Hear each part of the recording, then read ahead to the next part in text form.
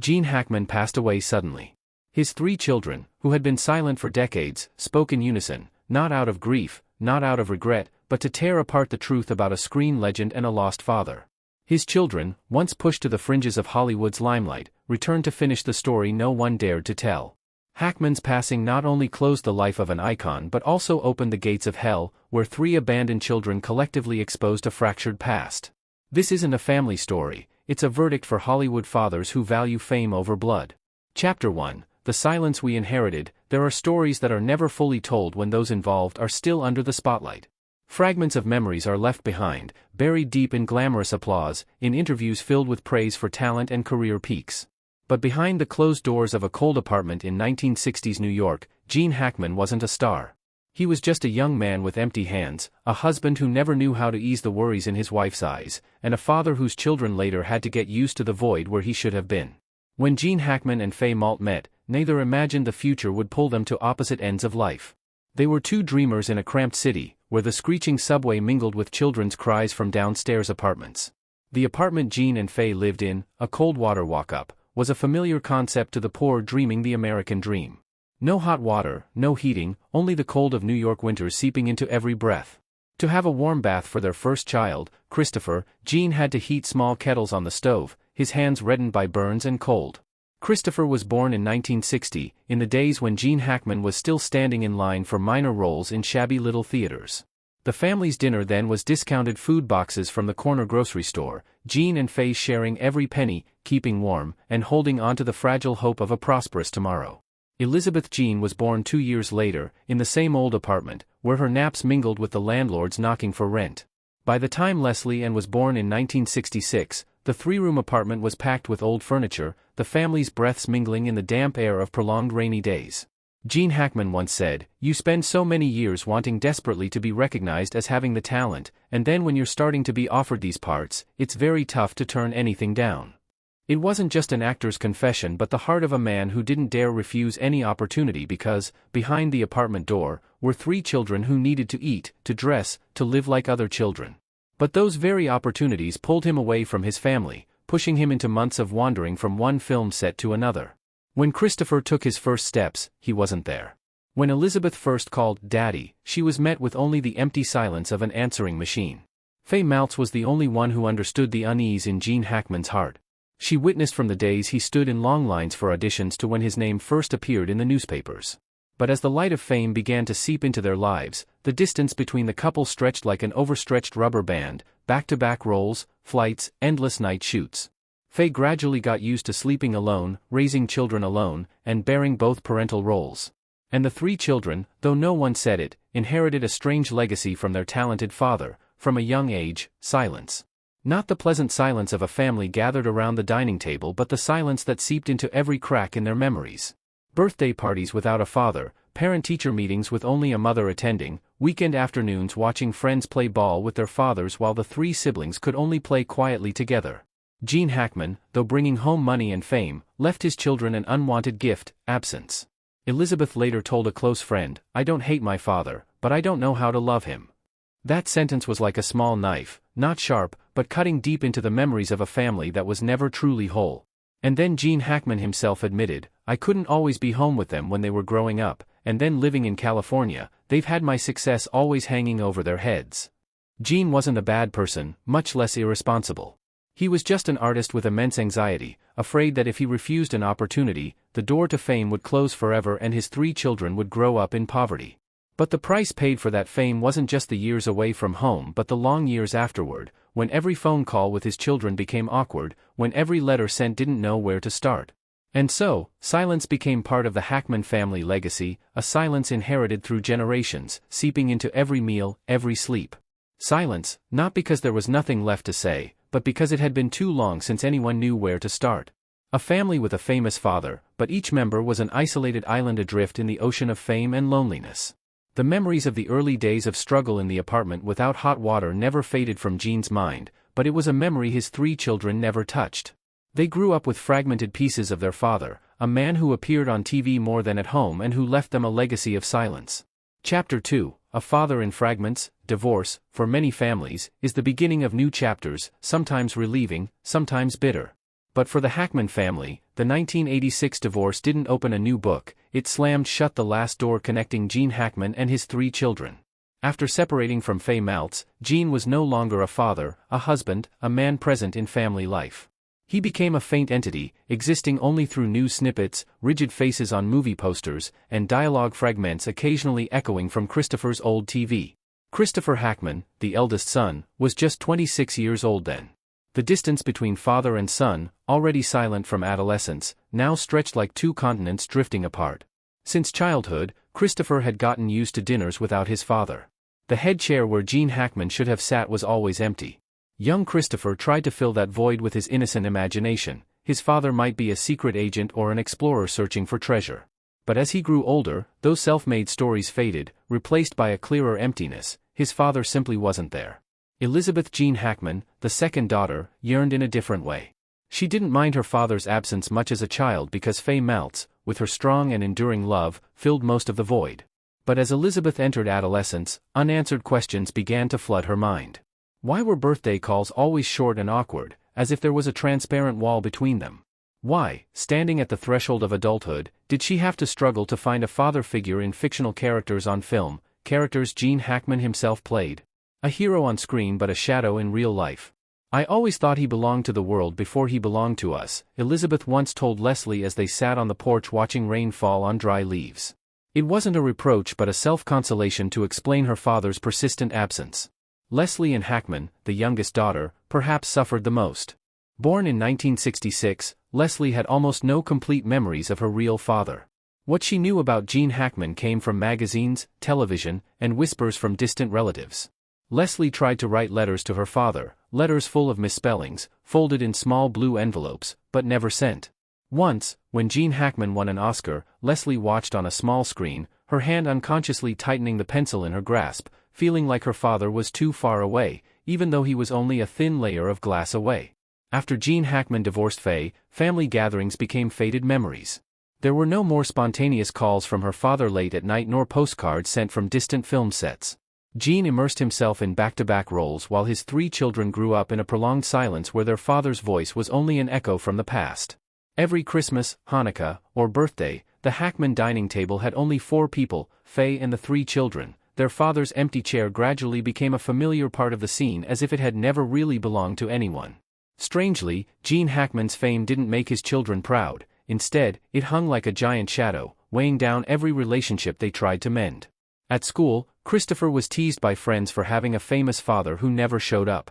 Elizabeth avoided conversations about her father because each time it stirred a sense of alienation as if she was a lost audience member in a silent family movie. Leslie, though used to growing up without a father, still had sleepless nights wondering if Gene Hackman ever thought of her, even for a fleeting moment between shoots. Gene Hackman, though known as an icon, a living legend of Hollywood, was just an unfinished painting to his children, incomplete colors, broken lines, and mismatched pieces. He was there, then disappeared, then returned like a sudden ghost, leaving behind children who didn't know how to love a father always out of reach. Each Hackman child grew up in their own way but with a common thread. None of them truly understood Gene Hackman, the man the world admired but who was so distant from his own flesh and blood. They didn't hate him, nor could they love him fully.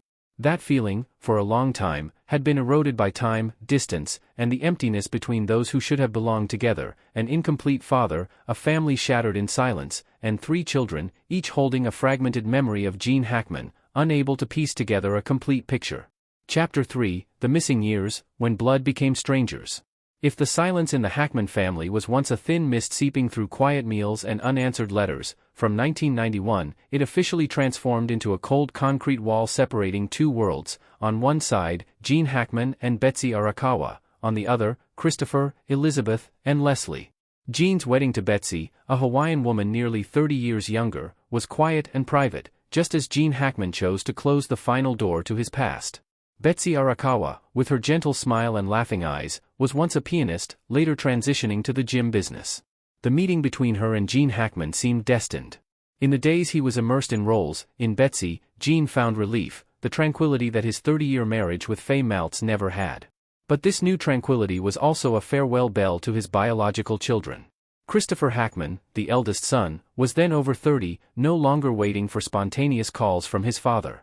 The last meeting between father and son, according to Christopher's faded memory, took place at a small diner in Santa Monica. Gene Hackman, in a faded light blue shirt, sat opposite his son, not knowing how to start. The years of separation had made them speak different languages. Gene's hand gently stroked the coffee cup, his eyes avoiding towards the window. The only sentence that lingered after the awkward conversation was, "I lost track of my son very early." Christopher wasn't angry nor sad. He simply accepted it, like someone standing outside an old house, knowing there was laughter and tears inside, but the door had been locked for too long, the key lost somewhere in the flow of time. After that meeting, Christopher quietly disappeared from Gene Hackman's life. Elizabeth and Leslie did the same. If Christopher had made some effort to connect, the two daughters had almost withdrawn into their shells. From the 80s, Elizabeth, then working for a non-profit organization in New York, vividly remembered the last letter she received from her father, a Christmas card, no sender's name, just a hasty line, "Wishing you all the best." That familiar slanted handwriting made Elizabeth cry for a long time, not from emotion but from realizing her father treated his own children no differently than a stranger met once at a company year-end party. Leslie, the youngest daughter, never really resented her father. To Leslie, Gene Hackman was like a horizon, always there but never reachable. She didn't try to contact him, didn't blame, didn't care. But that very indifference was the clearest proof of the distance that had become permanent. In the 90s, when Gene Hackman and Betsy enjoyed life at their Santa Fe seaside home, Hollywood newspapers whispered about his mysterious family. Reporters often tried to track down the Hackman children, but almost in vain. A tabloid once wrote, "Gene Hackman has 3 children, but they know as much about him as the public does." As Gene Hackman's fame reached new heights with films like Unforgiven or The Firm, Christopher, Elizabeth, and Leslie's lives sank deeper into the shadows. They didn't talk about their father, didn't mention him, even avoided films starring Gene Hackman. In their family, an unspoken rule had formed: absolute silence about Gene Hackman. No one dared break that rule, fearing that when the shell of silence was peeled away, only an irreconcilable emptiness would be revealed. Elizabeth once admitted to a close friend, "It's easier to pretend he doesn't exist than to admit he chose to forget us first." And in fact, in the 3 decades after the divorce, Gene Hackman almost never mentioned his children in any official interview.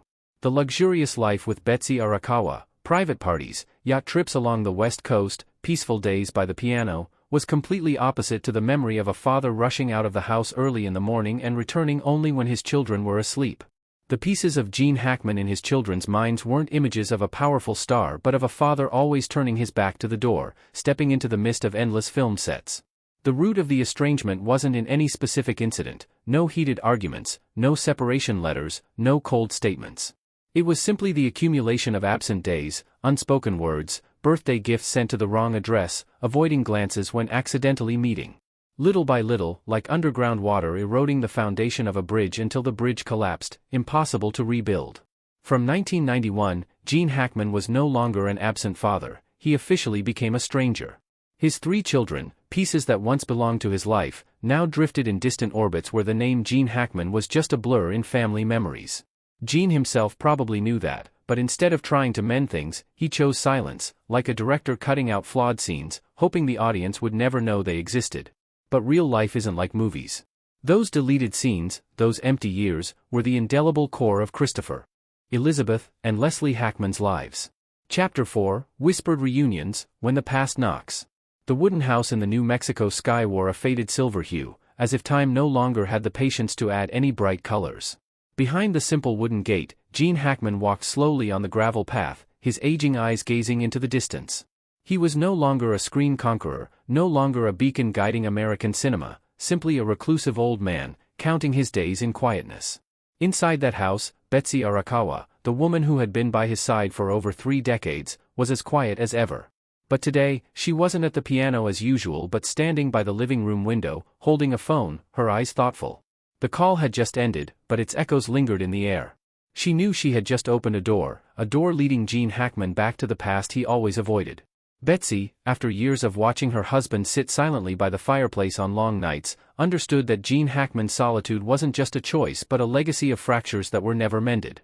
She encouraged him gently but firmly that it was time to invite his children back, not to erase the past, that was impossible, but so that, at least in his final years, Gene Hackman wouldn't have to live as a stranger in his own family. The first meeting took place on a quiet autumn afternoon. Christopher Hackman stepped out of the car, standing still before the wooden gate where his father used to wait for film crews. This time, there were no cameras, no scripts, just two men and a silent past stretched between them. Jean opened the door, paused for a few seconds, then nodded as an old habit. No hugs, no outbursts, just slow footsteps leading them into the living room where 2 cups of cold tea awaited. Christopher was no longer the boy waiting at the doorstep with a baseball in his hand but a middle-aged man carrying questions he had kept hidden his entire life. "Did you ever think about us?" Christopher asked, his voice hoarse as if he couldn't believe he had said it. Jean sat silently, his trembling hand on the armrest. The answer didn't come immediately. He wasn't the type to open up easily, much less fill voids with flowery words. Finally, after a few minutes of silence, he simply said, "Always."